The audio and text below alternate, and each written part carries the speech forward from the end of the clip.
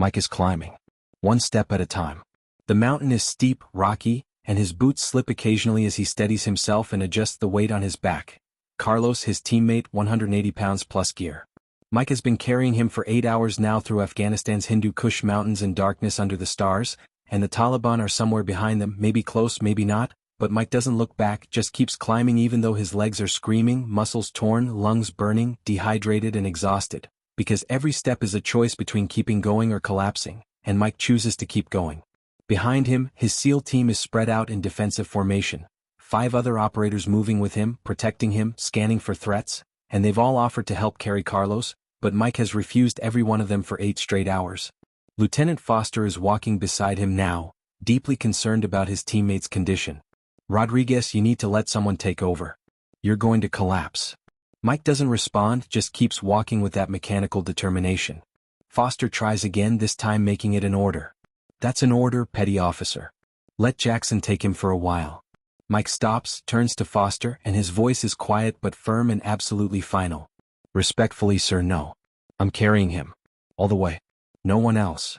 Foster sees Mike's eyes, red, exhausted, but also determined and desperate, like his life depends on this exact burden. Rodriguez, why? What's going on? Mike looks at Carlos on his back, unconscious and barely breathing and bleeding, then back at Foster, and for the first time in 2 years the secret comes out. Because he's my brother, sir. My actual brother. And I'm not leaving him. Foster's face changes as shock and understanding wash over him, and suddenly everything makes sense. The refusal to let go, the desperate determination, the way Mike looked when Carlos got shot.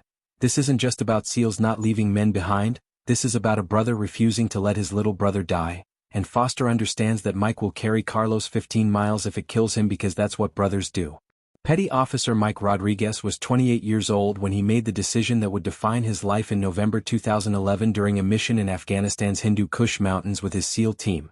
SEAL Team 3, Alpha Platoon, on what was supposed to be a standard reconnaissance and intelligence gathering operation against a high-value Taliban target in a compound that Intel said was lightly defended with maybe 5 or 6 fighters. Intel was wrong. When the SEALs hit the compound, they were met with heavy fire from 20 Taliban fighters, maybe more, dug in and prepared in what was clearly an ambush, and although the SEALs engaged professionally and with coordination, they were badly outnumbered, so Lieutenant Foster made the call to extract and fall back to the rally point to call for air support. The team moved in tactical retreat, covering each other and suppressing fire as they moved through the mountains, and that's when Carlos Martinez got hit. First shot to the left leg in the femoral area, and he went down hard with a scream that Mike heard immediately and knew was Carlos, his brother, his actual blood brother. Mike was already running before his brain processed the decision, bullets kicking up dirt around him as he got to Carlos and grabbed him. I've got you, brother. Carlos was pale with shock setting in and blood everywhere, and Mike looked at the leg. Bad, really bad, bone visible, artery might be hit, and knew Carlos needed a medevac fast, but they were in the mountains in the middle of nowhere and the closest landing zone was 15 miles away through hostile territory at night. Lieutenant Foster reached them, assessed Carlos quickly, looked at Mike with urgent eyes. Can he walk? Mike shook his head firmly. Negative, sir. Legs destroyed. Foster looked around at the Taliban closing in. They had maybe 2 minutes before being overrun. We need to move. Now. Mike didn't hesitate, threw Carlos over his shoulder in a fireman carry, all 180 pounds of him, and Foster looked at Mike with concern written all over his face. Rodriguez, that's 15 miles through mountains. You can't carry him the whole way. But Mike was already moving, his voice leaving no room for argument. Watch me, sir. And that was it. The decision was made. Mike Rodriguez was carrying Carlos Martinez 15 miles to the extraction point no matter what it took, because Mike had a secret he'd kept for 2 years, a secret that could end his career. Carlos Martinez wasn't just his teammate, he was his brother, his younger brother, and Mike wasn't leaving him behind. Los Angeles, 2009, 2 years earlier, and 2 brothers, Mike Rodriguez and his younger brother Carlos, were standing outside a Navy recruiting office after months of talking about enlisting ever since their cousin Eduardo died in Iraq as a Marine killed by an IED in 2007, and his death hit the family hard, especially Mike and Carlos who had grown up with Eduardo like a brother, and his death made them want to serve, to honor him, so they decided to join the Navy and not just join but become SEALs. The elite, the best of the best, special operations, and they've been preparing for a year by running and swimming and working out to get ready for BUD/S. Basic Underwater Demolition/SEAL training, the toughest military training in the world where only about 25% of candidates make it through. Mike and Carlos thought they could do it together, watching each other's backs like they always had growing up, with Mike as the older brother, always protective and looking out for Carlos, while Carlos was the younger brother always trying to prove himself and keep up with Mike, and though they were different in many ways, Mike quieter and more reserved, Carlos louder and more impulsive, they balanced each other and made each other better and wanted to serve together. But there was a serious problem that the Navy recruiter told them straight up. Brothers can't serve in the same unit because military policy considers it too risky, since if one brother dies the other might make emotional decisions that could get himself killed or get others killed. So even if Mike and Carlos both made it through BUD/S, which was already statistically unlikely, they'd be assigned to different SEAL teams, different bases, maybe even different countries, and they wouldn't be together. Mike and Carlos talked about it for days because they didn't want to be separated after being together their whole lives, but they also really wanted to be SEALs, so they came up with a secret plan. Carlos would use their stepfather's last name Martinez while Mike would use their biological father's name Rodriguez, and with different last names on paper they wouldn't be brothers, just two guys from Los Angeles who happened to join at the same time, and the Navy wouldn't know as long as they kept it secret from everyone, instructors, teammates, command, nobody could know. It was risky because if they got caught they'd be dishonorably discharged and maybe prosecuted, since lying on military documents is a serious offense, but Mike and Carlos didn't care because they wanted to serve together and be SEALs together, so they did it. Mike Rodriguez and Carlos Martinez enlisted separately in September 2009 using different recruiters on different dates to make sure nobody connected them. BUD/S was 6 months of the hardest training either of them had ever experienced. Physical and mental torture designed to break people and make them quit, with cold water and no sleep and constant physical exercise including running and swimming and obstacle courses and log PT and carrying heavy boats on their heads for hours while instructors screamed and pushed and looked for weakness. Most guys quit in the first 2 weeks during Hell Week. 5.5 days of continuous training with only 4 hours of sleep total spent in the cold ocean, wet, sandy, and miserable, and about 75% of Mike and Carlos's class quit during Hell Week by ringing the bell and walking away. Mike wanted to quit on day 3 when his body was destroyed by hypothermia and exhaustion and he was hallucinating while sitting on the beach shivering and considering walking to the bell, but then Carlos sat down next to him, also destroyed and also considering quitting, and they looked at each other without saying anything and both stood up and walked back to the ocean and kept going because if one brother was still in, the other couldn't quit. They pushed each other through. When Mike wanted to quit, Carlos kept him going. When Carlos wanted to quit, Mike pulled him through. And they made it through Hell Week and the rest of BUD/S and graduated in March 2010 as 2 of only 35 finishers out of 140 who started. After graduation they got their assignments and Mike held his breath waiting to see if their secret would hold or if they'd be separated despite everything, and when the assignments came through the secret worked. Mike Rodriguez and Carlos Martinez both assigned to SEAL Team 3 in San Diego, same team, same base, together. For the next year and a half they served in SEAL Team 3, deployed to Iraq and then Afghanistan in the same squad on the same missions, and nobody knew they were brothers, nobody suspected, they were just Rodriguez and Martinez, 2 SEALs, 2 professionals who were careful never to call each other brother, in front of the team and never mentioned family and never slipped up. At home in Los Angeles their mother Maria worried about having 2 sons in the SEALs in combat, though Mike and Carlos hadn't told her they were in the same unit because they didn't want her to worry more than she already did.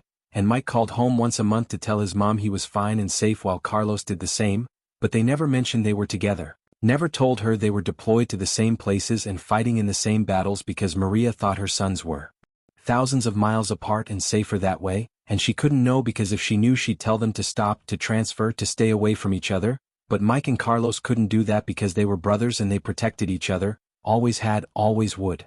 November 2011, Afghanistan. The mission that changed everything when SEAL Team 3 Alpha Platoon was inserted into the Hindu Kush mountains with a target of a high-value Taliban commander, but intel said the compound was lightly defended when in fact it was heavily defended with 20 Taliban fighters in a prepared ambush, and when the SEALs engaged they were badly outnumbered, so Lieutenant Foster called the retreat and the team fell back toward the rally point, and that's when Carlos got shot in the left leg with a shattered femur and went down, and Mike got to him and picked him up and started carrying, and Foster tried to help and tried to get others to share the load, but Mike refused, flat out refused every offer for the first hour and then the second and then the third, and his team started noticing that this wasn't normal because nobody carries 180 pounds for 3 hours straight through mountains.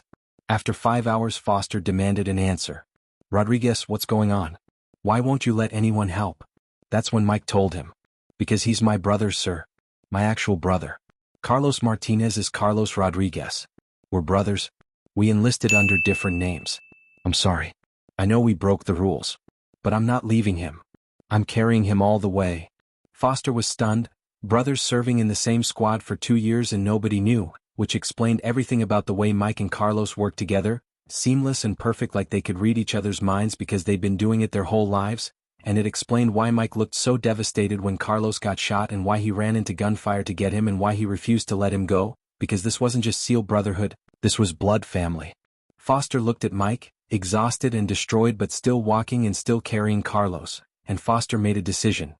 He didn't order Mike to stop and didn't force him to let someone else take over because Foster understood that Mike wasn't going to stop, couldn't stop because his brother's life was on his back and Mike would walk until he died before he let Carlos go. So Foster let him carry for 8 hours and 15 miles through the Hindu Kush mountains while the team moved with Mike and protected him and covered him, and every SEAL in that squad understood this was brotherhood of the deepest kind. After 8 hours they reached the landing zone where the medevac helicopter was waiting and Mike carried Carlos to the bird and laid him down gently while medics took over and started working immediately, and then Mike collapsed because his legs literally gave out and Foster and the other SEALs caught him and carried him to the helicopter, and both Mike and Carlos were extracted and flown to Bagram and then Germany and then the States. Carlos survived after multiple surgeries and months of recovery, though he'd never be a SEAL again due to medical discharge because his legs were too damaged. And the doctor said if he'd been left in the mountains any longer he would have bled out, which meant Mike carrying him for 8 hours saved his life.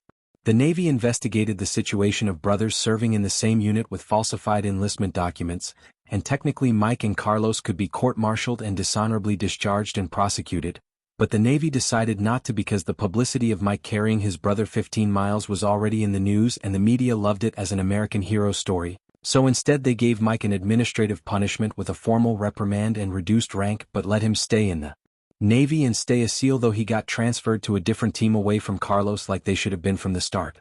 Mike's mother Maria found out the truth when her sons came home together from the same deployment and she was shocked and angry and terrified. "You were together this whole time? You could have both died." Mike and Carlos apologized and explained they wanted to serve together and protect each other, and Maria cried and hugged them both. "Don't you ever lie to me again."